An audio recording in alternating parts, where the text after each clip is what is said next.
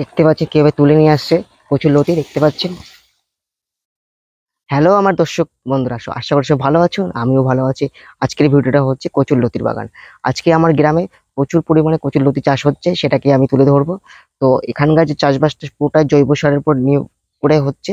তো তোমাদেরকে দেখাবো জৈব সার কিভাবে চাষ করা হয় আর কিভাবে উৎপাদন করা হয় ফসল। তো এখানকার চাষির মুখ থেকে বাকিটা শুনে নেবো। তিনি কচুর যে লতি চাষ করেছেন তার কেমন উৎপাদন, কেমন বিক্রি, সেগুলো তার মুখ থেকে জেনে নেবো তোমার সাথে। তো তিনি রীতিমতো কচুর বাগানে চলে এসেছেন। তো কালকে এখানে হাট আছে, তো এখানে সপ্তাহে দুদিন হাট বসে। তো সপ্তাহে দুদিনই তিনি মালটা নিয়ে যান হাট, সেখানে কি বিক্রি করেন। বাজার মূল্য কেমন আছে? যা দাম আছে মোটামুটি চলে। আর ফলন এখন মোটামুটি হচ্ছে। এই আজকে তুললাম 1 কুইন্টাল লতি। 25টা পায় আছে, 10টা পাইতে 1 কুইন্টাল লতি তুললাম। কেমন এর ক্রয় মানে বিক্রি কেমন হচ্ছে এটা? এটা বাজারের উপর ডিপেন্ড করে। আপনি কি লাভবান হচ্ছেন কচু চাষ করে, লতি হ্যাঁ, চাষ আমি করে? আমি তো লাভবান। আর বাকিরা যারা চাষ করতে চায় তাদেরকে কিভাবে মানে উপদেশ দেবেন যে চাষ করতে কি তারা পারবে? যদি কেউ হুম, কচু চাষ লাগাতে মানে লতি চাষ করতে চায়? অবশ্যই পারবে, তবে খুব খাটনির কাজ। লতি ছাড়াতে হয়, তুলতে হয়, পরিষ্কার করতে হয়, আটি বাঁধতে হয়, বাজারে নিয়ে যায়, মানে সারাদিন লেগে যায়।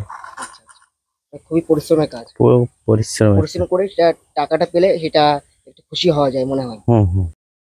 আপনার এই যে লতি বাগানটা দেখলাম, দেখে খুব ভালো লাগলো, এত গ্রোথ। আপনি কি সার প্রয়োগ করছেন যদি আমাদের দর্শকবৃন্দদের জানান একটু। এখানে 80% জৈব সার আছে, 20% রাসায়নিক আছে।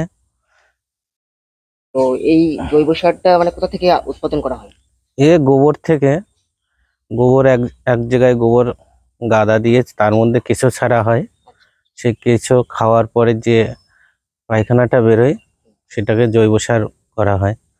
জৈব সারের সাথে কিছু মেডিসিনও মেশানো হয়, জৈব মেডিসিন। সেগুলো দিয়ে চাষটা করতে হয়। এটা বর্ষাকালে কাজ হয় বেশি। তো এই জন্য মানে চাষের মানে একটু মানে অগ্রগতি বেশি বেরিয়েছে। হ্যাঁ, যেহেতু বর্ষাকাল আর জৈব সারটা কাজ করবে, ওই জন্য গাছের গ্রোথটা বেড়ে গেছে। তাহলে যারা প্রচুর লতি চাষ করতে চায় তাদেরকে এই বার্তাটা দিতে চান যে তারা একটু জৈব সারের প্রতি একটু আগ্রহ হোক। হুম হুম, অবশ্যই।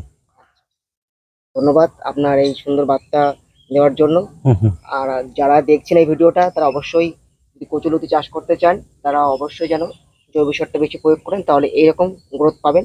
দেখতে পাচ্ছেন বাগানের গ্রোথটা দেখুন, কত সুন্দর বাগানটা দেখুন একটু। আর লতিগুলো তো দেখতে পাচ্ছেন, এটা লতির সাইজটা দেখুন একটু, লতির সাইজ দেখতে পাচ্ছেন। তো আমার মিষ্টি দর্শক বন্ধুরা, কেমন লাগলো আজকের এই ভিডিওটা ভালো লাগলে অবশ্যই শেয়ার করবেন আর কমেন্ট করতে ভুলবেন না কিন্তু। আবার একটা নতুন ভিডিওর সাথে দেখা হবে। সবাই ভালো থাকবেন, সুস্থ থাকবেন।